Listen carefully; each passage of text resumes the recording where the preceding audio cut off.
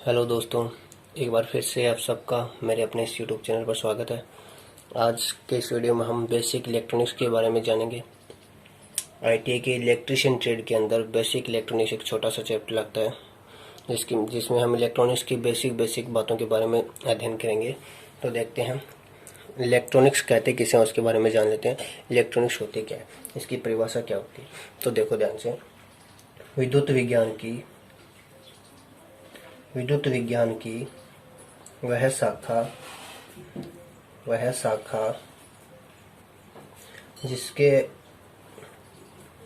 जिसमें electron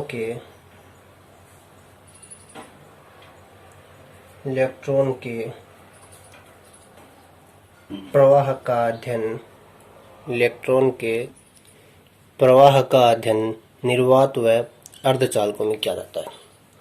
electronics क्या होती है, जो इलेक्ट्रॉन होते हैं हमारे इलेक्ट्रॉन जो होते हैं उसके जो प्रवाह का अध्ययन हम किस में करेंगे, एक तो निर्वात वस्तु में करेंगे और एक अर्धचालकों में करेंगे। इन दो चीज़ों में हम इलेक्ट्रॉनों का अध्ययन करेंगे और ये चीज़ क्या कहलाती है, अपनी इलेक्ट्रॉनिक्स कहलाती है।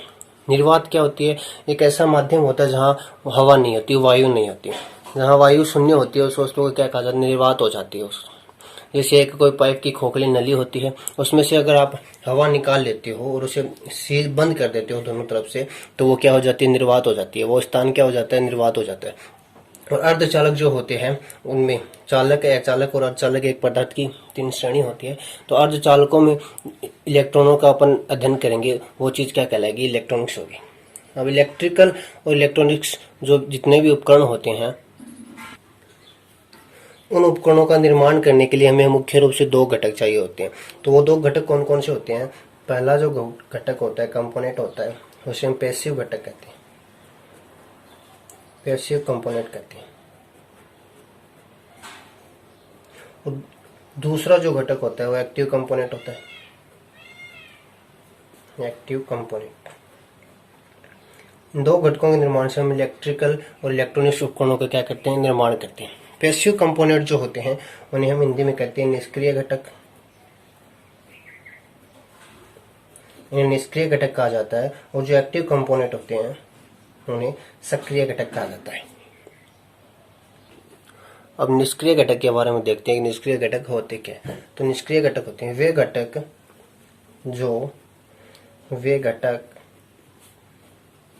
जो ओम व किरचॉफ के नियमों का पालन करते हैं। वो कौन से घटक कहलाते हैं, निष्क्रिय घटक कहलाते हैं, पैसिव कंपोनेंट होते हैं। पैसिव कंपोनेंट वो होते हैं जो ओम के, किरचॉफ के आदि के जो नियम होते हैं उन नियमों का क्या करते हैं, पालन करते हैं। उन नियमों के अनुसार ही वो वर्क करते हैं। तो वो कौन से घटक कहलाते हैं, निष्क्रिय घटक कहलाते हैं, पैसिव कंपोनेंट कहलाते हैं। आप जैसे उदाहरण देकर देख लेते हैं कौन कौन से वो घटक होते हैं, उनके बारे में देखते हैं। तो पहला होता है प्रतिरोधक। प्रतिरोध जो होता है ओम के नियम पर कार्य करता है, उस पर किसी न किसी का नियम लागू होता है, तो कौन सा घटक हो जाता है, निष्क्रिय घटक हो जाता है। इंडक्टर भी नियम लागू होता है। संधारित्र जो होता है उस पर भी नियम लागू होता है। ट्रांसफार्मर जो होता है उस पर भी नियम लागू होता है। तो ये जो घटक हो जाते हैं वो कौन से घटक हो जाते हैं, निष्क्रिय घटक हो जाते हैं। जितने भी घटक है जिस पर नियम लागू होता है किसी न किसी वैज्ञानिक का, तो वो घटक सारे क्या कहलाएंगे, निष्क्रिय घटक कहलाएंगे। अब दूसरा देखते हैं एक्टिव कंपोनेंट। सक्रिय घटक कौन से होते हैं। सक्रिय घटक की परिभाषा क्या है, इसके निष्क्रिय घटक की बिल्कुल क्या है, विपरीत है। निष्क्रिय घटक तो किसी न किसी नियम पर कार्य करते हैं, लेकिन जो सक्रिय घटक होते हैं वो किसी भी नियम पर कार्य नहीं करते हैं। सक्रिय घटक होते हैं वे घटक जो ओम व किरचॉफ के नियमों का पालन नहीं करते हैं,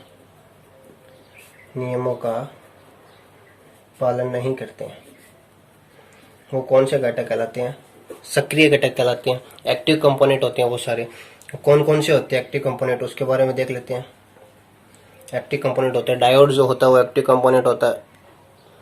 एचसीआर होता है वो भी एक्टिव कंपोनेंट होता है। ट्रांजिस्टर, एलईडी आदि जितनी सारी क्या होते हैं, सक्रिय घटक कहलाते हैं। इलेक्ट्रॉनिक्स इलेक्ट्रॉनिक्स के जितने भी साधन होते हैं उनमें ये क्या काम आते हैं, डायोड काम में आता है, एसआर काम में आता है, ट्रांजिस्टर काम में आता है। तो ये सारे के सारे घटक क्या कहलाते हैं, सक्रिय घटक कहलाते हैं, एक्टिव घटक कहलाते हैं।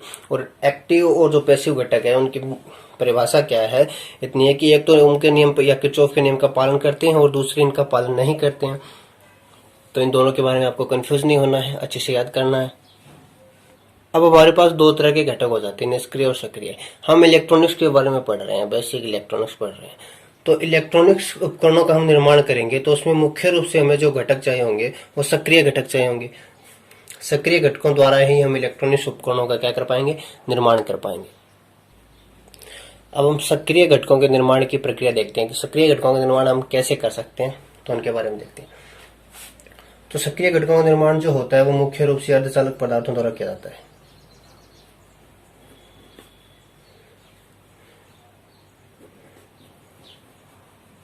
मुख्य रूप से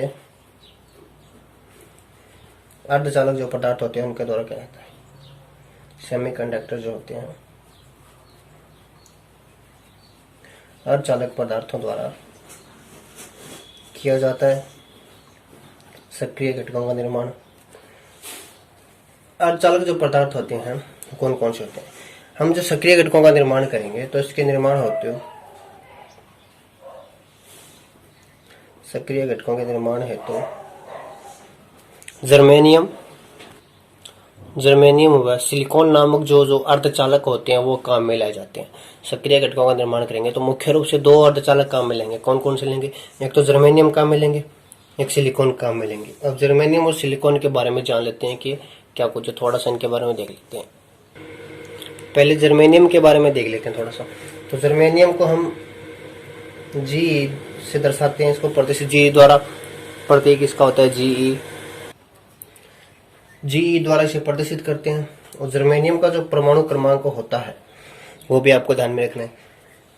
जर्मेनियम जो होता है जो आवर्त सारणी में 32 नंबर पे आता है, 32 नंबर पे आता है। तो जर्मेनियम का क्या हो जाता है, परमाणु क्रमांक कितना हो जाता है, 32 हो जाता है परमाणु क्रमांक, इसका 32 हो जाता है। ये भी बात आपको ध्यान में रखनी है। अब इसका इलेक्ट्रॉनों का विवरण किस प्रकार करेंगे, इसका जो वितरण होगा इलेक्ट्रॉनों का वो किस प्रकार होगा जर्मेनियम का।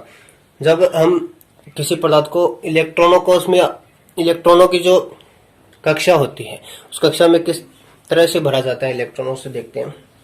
पहली कक्षा में हम 2 इलेक्ट्रॉन भरते हैं, दूसरी कक्षा में 8 इलेक्ट्रॉन भरते हैं, तीसरी में 18 भरते हैं।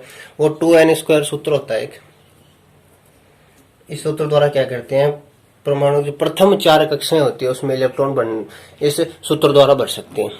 2n का मतलब होती है कक्षा, कौन सी कक्षा, उस कक्षा का स्क्वायर। तो इस सूत्र द्वारा हम प्रथम 4 कक्षाओं में इलेक्ट्रॉनों को भर सकते हैं। तो जो 32 जर्मेनियम का परमाणु क्रमांक है उसे इलेक्ट्रॉनों का विवरण इस प्रकार होगा, कुछ 2, 8, 18 और फिर 4 शेष बच जाते हैं। तो ये क्या, इस तरह से जर्मेनियम का वितरण हो जाता है। अब अंतिम कक्षा में 4 इलेक्ट्रॉन बचते हैं। इस तरह से इस पदार्थ की जो जर्मेनियम होता है उसकी एक पहचान भी होती है कि जिस किसी परमाणु की अंतिम कक्षा में 4 इलेक्ट्रॉन शेष रह जाते हैं वह कौन सा पदार्थ होता है, अर्धचालक होता है। और जर्मेनियम की अंतिम कक्षा में 4 इलेक्ट्रॉन बच जाते हैं तो ये क्या है, अर्धचालक है। अब इसी तरह से सिलिकॉन के बारे में देख लेते हैं। सिलिकॉन को SI द्वारा प्रदर्शित किया जाता है, SI द्वारा इसको दर्शाया जाता है। सिलिकॉन का जो परमाणु क्रमांक होता है वो होता है 14 होता है। इसमें जो इलेक्ट्रॉनों का विवरण होता है वो कुछ इस तरह से होता है। इलेक्ट्रॉनों का वितरण करेंगे इसमें कक्षाओं में, पहले कक्षा में 2 करेंगे, फिर 8, 10 हो गए, टोटल 4 बच गए, अंतिम कक्षा में 4 इलेक्ट्रॉन। इस तरह से सिलिकॉन के अंदर इलेक्ट्रॉनों का वितरण हो जाता है। अब जो अर्धचालक पदार्थ होते हैं उनके बारे में एक खास बात होती है। सिलिकॉन और जो जर्मेनियम होते हैं शुद्ध अवस्था में इनकी अगर बात करें, शुद्ध अवस्था का मतलब है जिस अवस्था में हमने इसे जमीन में से खोद कर निकाला है उसी अवस्था में, कोई चेंज नहीं किया है। तो शुद्ध अवस्था में जर्मेनियम व सिलिकॉन दोनों जो अर्धचालक पदार्थ है, जर्मेनियम व सिलिकॉन अचालक की भांति व्यवहार करते हैं। शुद्ध अवस्था में जब ये होते हैं, वैसे तो ये अर्धचालक कहलाते हैं, जब ये शुद्ध अवस्था में होते हैं तो बिल्कुल अचालक की भांति व्यवहार करते हैं, इनमें से धारा प्रवाह संभव ही नहीं होता है। अब शुद्ध अवस्था में इन्हें कुछ अलग नाम से जाना जाता है। जो सिलिकॉन और जो अर्धचालक पदार्थ होते हैं, इस अवस्था में इन्हें हम इंट्रिंसिक पदार्थ कहते हैं।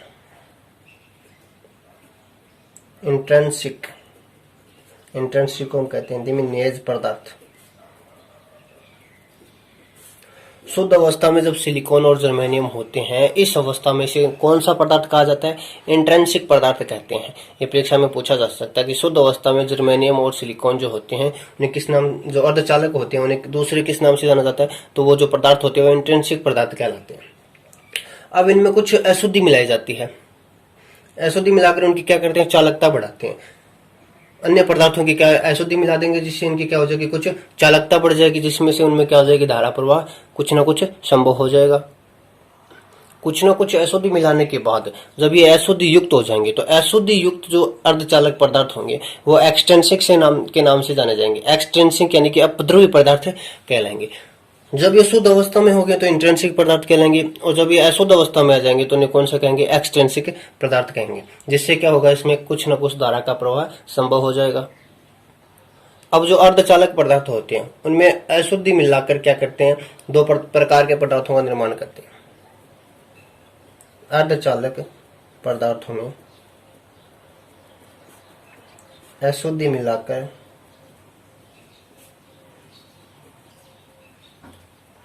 मिलाकर दो प्रकार के पदार्थों का निर्माण किया जाता है। अशुद्धि मिलाने के बाद दो प्रकार के पदार्थ बना सकते हैं। पहला प्रकार का जो पदार्थ होता है वो होता है पी प्रकार का पदार्थ। पहला पी प्रकार का पदार्थ, दूसरा होता है एन प्रकार का पदार्थ।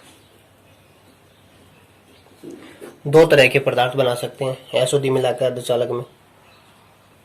अब आगे ध्यान से देखो, जो इंट्रिंसिक पदार्थ होते हैं यानी कि शुद्ध जो अर्धचालक पदार्थ होते हैं उनको उसमें कुछ अशुद्धि मिलाकर इंट्रिंसिक पदार्थ बना जाते हैं। तो इंट्रिंसिक पदार्थों को एक्सट्रिंसिक में बदलने की जो प्रक्रिया होती है, बदलने की प्रक्रिया को किस नाम से जानते हैं? बदलने की प्रक्रिया डोपिंग कहलाती है। ये बात आपको जानना, डोपिंग को हिंदी में कहते हैं मादन। जब ये शुद्ध अवस्था में थे तो इनमें कुछ अशुद्धि मिला दी। अशुद्धि मिलाने के कारण ये जो प्रक्रिया थी अशुद्धि मिलाने की वो क्या कहलाती है? डोपिंग कहलाती है, मादन कहलाती है। डोपिंग का मतलब आप समझते हो, मादन, किसी चीज में अशुद्धि मिलाना। आप भी अशुद्धि मिलाते ही रहते हो अपने आप में कुछ ना कुछ। तो ये जो प्रक्रिया होती है वो क्या कहलाती है? डोपिंग कहलाती है। ये ध्यान में रखनी है। शुद्ध पदार्थ में कुछ अशुद्धि मिला देना, यही प्रक्रिया क्या होती है? डोपिंग होती है। अब पी व एन प्रकार के पदार्थों का निर्माण देखते हैं कि पी प्रकार का पदार्थ किस तरह से बनता है, एन प्रकार का पदार्थ किस तरह से बनता है। तो पहले देखते हैं पी प्रकार का पदार्थ किस तरह से बनता है। जब शुद्ध जर्मेनियम और सिलिकॉन की हम बात करते हैं, शुद्ध जर्मेनियम व सिलिकॉन, शुद्ध जर्मेनियम और सिलिकॉन चतुर्संयोजी पदार्थ होते हैं। हम जर्मेनियम और सिलिकॉन द्वारा ही, दो पदार्थ हैं उनके द्वारा ही हम इलेक्ट्रॉनिक्स जो उपकरण होते हैं सक्रिय घटकों का निर्माण करेंगे। तो शुद्ध जर्मेनियम और सिलिकॉन हमारे पास दो पदार्थ। शुद्ध अवस्था में हमें इनमें कुछ न कुछ अशुद्धि मिलाकर इनमें डोपिंग करके हमें एक नए पदार्थ का निर्माण करेंगे। शुद्ध जर्मेनियम और सिलिकॉन चतुर्संयोजी पदार्थ होते हैं। चतुर्संयोजी का मतलब क्या होता है? जर्मेनियम का परमाणु क्रमांक हमने 32 पढ़ा था, सिलिकॉन का 14 देखा था। तो इनके कक्षा में, अंतिम कक्षा में कितने इलेक्ट्रॉन शेष बच जाते हैं? 4 इलेक्ट्रॉन शेष बच जाते हैं। तो ये कौन से पदार्थ हो जाते हैं? चतुर्संयोजी पदार्थ हो जाते हैं। अब इन पदार्थों में हम कुछ अशुद्धि मिलाते हैं, और वो अशुद्धि क्या मिलाते हैं? अशुद्धि के रूप में क्या करते हैं? एक त्रिसंयोजी पदार्थ मिला देते हैं। पदार्थों में अशुद्धि के रूप में त्रिसंयोजी पदार्थ मिलाते हैं। त्रिसंयोजी पदार्थ मिलाते हैं तो एक चतुर्संयोजी पदार्थ अपने पास होता है और इसमें त्रिसंयोजी पदार्थ मिला देते हैं। त्रिसंयोजी पदार्थ का मतलब क्या होता है? जिसके परमाणु के अंतिम कक्षा में कितने इलेक्ट्रॉन शेष आ जाते हैं? 3 इलेक्ट्रॉन शेष आ जाते हैं। अब त्रिसंयोजी पदार्थ कौन कौन से होते हैं? कुछ उदाहरण दे देता हूं, उनके बारे में देख लो। त्रिसंयोजी पदार्थ में पहला आता है एल्यूमिनियम।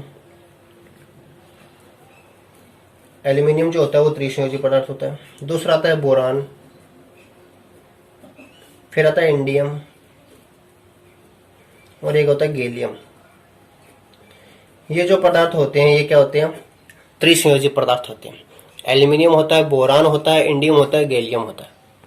इनमें से किसी भी एक की क्या करते हैं? अल्प मात्रा मिलाते हैं। अल्प मात्रा का मतलब क्या? थोड़ी सी मात्रा मिलाते हैं। अल्प मात्रा मिला दी जाए तो क्या हो जाता है? पी प्रकार के पदार्थ का निर्माण हो जाता है। ना दी जाए तो पी प्रकार के पदार्थ का निर्माण हो जाता है। ये बात आपको इस तरह से पी प्रकार क्या हो जाता है, पी प्रकार का पदार्थ बन जाता है। कि एक तो चतुर्संयोजी पदार्थ अपने पास हो गई, जर्मेनियम या सिलिकॉन। या तो हम जर्मेनियम ले सकते हैं, अपने पास दो ऑप्शन है, या तो जर्मेनियम ले लो या सिलिकॉन ले लो। उसमें क्या करना है, अपने को एक त्रिसंयोजी पदार्थ मिलाना है। त्रिसंयोजी पदार्थ भी अपने पास बहुत सारे उदाहरण है, या तो एल्यूमिनियम ले सकते हैं, बोरान भी ले सकते हैं, इंडियम भी ले सकते हैं, गैलियम भी ले सकते हैं। तो इनमें से किसी भी एक पदार्थ को ले सकते हैं और उस चतुर्संयोजी में क्या कर सकते हैं, मिला सकते हैं। त्रिसंयोजी और चतुर्संयोजी को मिला देंगे तो किस प्रकार के पदार्थ का निर्माण हो जाएगा, पी प्रकार के पदार्थ का निर्माण हो जाएगा। अब चतुर्संयोजी पदार्थ जो आपको ध्यान में रखनी है दो है, जर्मेनियम और सिलिकॉन। त्रिसंयोजी पदार्थों का भी आपको जो उदाहरण है वो पूछ लेता है परीक्षा में कि इनमें से कौन सा त्रिसंयोजी पदार्थ है। तो एल्यूमिनियम, इंडियम, गैलियम, बोरान, ये आपको ध्यान में रखना है। अब अर्धचालक जो पदार्थ हैं वो चतुर्संयोजी पदार्थ होते हैं, क्योंकि उनके अंतिम कक्षा में 4 इलेक्ट्रॉन होते हैं। हमारे पास दो उदाहरण है अर्धचालक पदार्थ के, एक जर्मेनियम, एक सिलिकॉन। कार्बन भी क्या होता है, अर्धचालक पदार्थ होता है। पीबी जो होता है वो भी क्या होता है, अर्धचालक पदार्थ होता है। शीशा जो होता है वो भी अर्धचालक पदार्थ होता है, आप उनको भी ले सकते हैं। लेकिन जो इलेक्ट्रॉनिक्स उपकरण होते हैं उनमें ज्यादातर जो काम में आने वाले हैं वो ये दो ही पदार्थ है, जर्मेनियम और सिलिकॉन। तो ये आपको दोनों का नाम ध्यान में रखना है कि ये दोनों अर्धचालक पदार्थ है और चतुर्संयोजी पदार्थ है। अब त्रिसंयोजी पदार्थों के नाम याद करने के मैं आपको एक सूत्र बता रहा हूँ, जिससे आप क्या हो याद करने में आसानी हो जाए कि ये त्रिसंयोजी पदार्थ होते हैं। त्रिसंयोजी पदार्थ में पहला कौन सा है, बोरान है, बोरान ले लेता हूँ। एक एल्यूमिनियम है, एल्यूमिनियम है, गैलियम है और एक इंडियम है।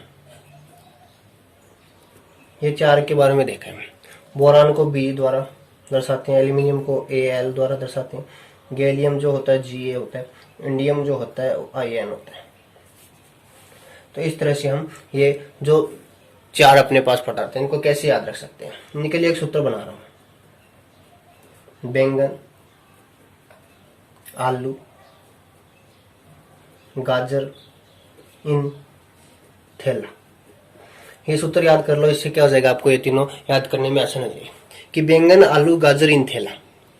इससे याद होगा बैंगन बी से बैंगन हो गया यानी कि बोरान, आलू यानी Al एल्यूमिनियम हो जाता है, जी गाजर इसके द्वारा हम जी ये जो होता है गैलियम होता है, इन इंडियम होता है। इसके द्वारा आप आसानी से क्या कर सकते हो, याद कर सकते हो, कभी भी नहीं भूलोगे। इलेक्ट्रॉनिक्स का जो एक चैप्टर है इसमें से आपको एक प्रश्न पक्का ही पूछा जाता है कि इनमें से कौन सा त्रिसंयोजी पदार्थ है, कौन सा चतुर्संयोजी है। आगे एक पंचसंयोजी भी आएगा, उनके बारे में भी देखेंगे। अब हम पी प्रकार के पदार्थ का निर्माण करते हैं, देखते हैं किस तरह से पी प्रकार का पदार्थ बनता है। हमने एक त्रिसंयोजी पदार्थ ले लिया बोरान, उसमें हम क्या कर रहे हैं, सिलिकॉन या जर्मेनियम किसी की एक मात्रा मिला रहे हैं। मात्रा जैसे सिलिकॉन ले लिया, सिलिकॉन ले रहा हूँ मैं, सिलिकॉन द्वारा ये सिलिकॉन ले रहा हूँ, सिलिकॉन की मात्रा मिला रहे हैं हम बोरान में। त्रिसंयोजी चतुर्संयोजी पदार्थ को मिलाएंगे तो एक पी प्रकार के पदार्थ का निर्माण होगा। तो एक सहसंयोजी बंध बनाते हैं, क्या बनाते हैं, एक तो हमने त्रिसंयोजी पदार्थ लिया और एक चतुर्संयोजी पदार्थ लिया। सिलिकॉन कौन सा चतुर्संयोजी पदार्थ है, चतुर्संयोजी पदार्थ है, यानी कि इसके परमाणु की जो अंतिम कक्षा होती है उसमें कितने इलेक्ट्रॉन रह जाते हैं, 4 इलेक्ट्रॉन रह जाते हैं। तो एक इलेक्ट्रॉन, 2 और 3, ये 4 इलेक्ट्रॉन हो जाते हैं सिलिकॉन के। बोरान जो है वो त्रिसंयोजी पदार्थ है, तो इसकी अंतिम कक्षा में कितने इलेक्ट्रॉन है, 3 इलेक्ट्रॉन है, 1, 2 और 3। और आपने पढ़ा ही होगा जो परमाणु होता है, किसी भी परमाणु की अंतिम कक्षा में अधिकतम कितने इलेक्ट्रॉन आ सकते हैं, अधिकतम जो है वो 8 इलेक्ट्रॉन आ सकते हैं। यह बात आपको ध्यान रखनी है। किसी भी परमाणु की अंतिम कक्षा में अगर ये पूछ लिया कि कितने इलेक्ट्रॉन आ सकते हैं तो 8 इलेक्ट्रॉन आ सकते हैं। हमें इस परमाणु की अंतिम कक्षा में कितने इलेक्ट्रॉन भर दिए, 7 इलेक्ट्रॉन भर दिए। 4 तो सिलिकॉन के हो गए, 3 बोरान के हो गए। तो 1 इलेक्ट्रॉन के लिए क्या रह जाता है, रिक्त स्थान रह जाता है। एक अंतिम इलेक्ट्रॉन के लिए क्या रह जाता है, खाली स्थान रह जाता है। खाली स्थान रह जाता है तो उस खाली स्थान को हम क्या कहते हैं, होल कहते हैं, या हम कहते हैं क्वार्टर, या वो क्या होती है, रिक्ति होती है, रिक्ति भी कहा जाता है उसे, होल, क्वार्टर, रिक्ति, या उसे दूसरा नाम भी जाना जाता है, गुहा के नाम से भी जाना जाता है। ये बात आपको ध्यान में रखनी। जो एक रिक्त स्थान रह जाता है, 7 इलेक्ट्रॉन तो अपने पास आ गए, 4 सिलिकॉन के, 3 बोरान के। 1 इलेक्ट्रॉन के लिए क्या रह जाता है, खाली स्थान रह जाता है, रिक्ति रह जाती है, उसे क्या कहते हैं, होल कहते हैं, या क्वार्टर कहते हैं, या गुहा कहते हैं। तो अब इसमें देखो, अब ये जो रिक्ति शेष रह जाती है, इस रिक्ति का जो आवेश होता है वो क्या होता है, धनात्मक होता है। ये बात आपको ध्यान में रखनी है। रिक्ति का आवेश क्या होता है, धनात्मक होता है। इसलिए इस प्रकार से जो पदार्थ निर्मित होता है वो पदार्थ कौन सा कहलाता है, पी प्रकार का पदार्थ कहलाता है। पी प्रकार का पदार्थ होता है। इस तरह से जो निर्मित पदार्थ होगा वो कौन सा पदार्थ कहलाएगा?